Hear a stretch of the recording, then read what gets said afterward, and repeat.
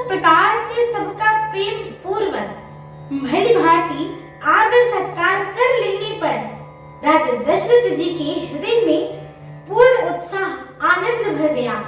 जहाँ निवास था वे वहां पर पधारे और बहुओं समेत उन्होंने कुमारों को देखा। राजा ने आनंद सहित पुत्रों को गोद में ले लिया।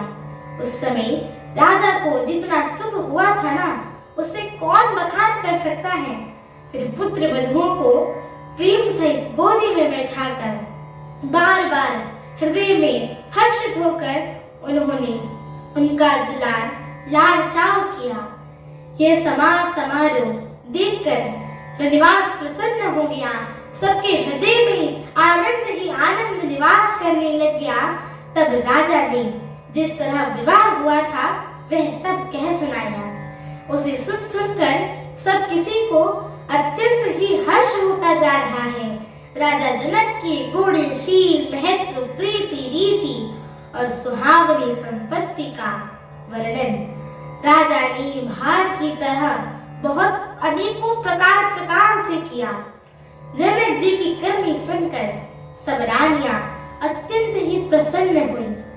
पुत्रों सहित स्नान करके राजा ने ब्राह्मण गुरु और कुटुंबियों को बुलावा भेजा।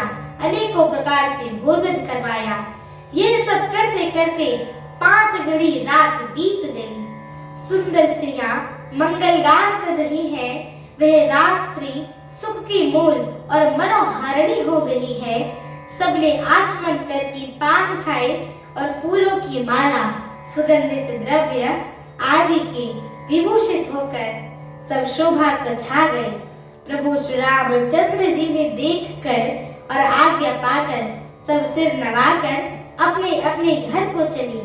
वहां की प्रेम आनंद विनोद महत्व समय समाज और मनोहरता को सैकड़ों सरस्वती जी और शेष जी वेद ब्रह्मा महादेव एवं स्वयं गजानन जी भी नहीं कह सकते हैं। फिर भला मैं उसे किस प्रकार से बखान कर सकती हूँ। कहीं केचुए भी धरती को सिर पर ले सकते हैं। राजा ने सबका सब प्रकार से सम्मान करके कोमल वचन कहकर रानियों को बुलाया और कहा, बहुएं अभी बच्ची हैं, पराए घर की हैं। इनको इस तरह से रखना जैसे नेत्रों को पलकें रखती हैं। जैसे पलकें नेत्रों की सब प्रकार से रक्षा करती हैं और उन्हें सुख पहुंचाती हैं, वैसे ही मेरी बहुओं को हमेशा सुख में रखना। लड़के थके हुए नींद के वश हो रहे हैं, इन्हें ले जाकर शयन कराओ। ऐसा कहकर राजा प्रभु श्री रामचंद्र जी के चरणों में मन लगाकर विश्राम भवन में चले गए।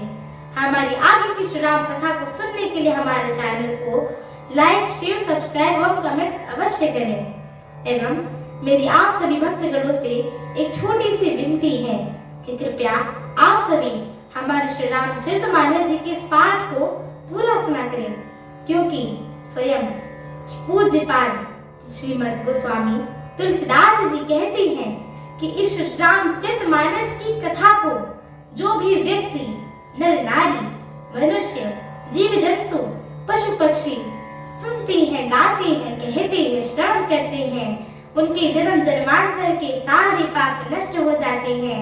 तो एक बार प्रेम से बोलिए, मर्यादा पुरुषोत्तम प्रभु श्री रामचंद्र की, माता जानकी की, लखन लाल की।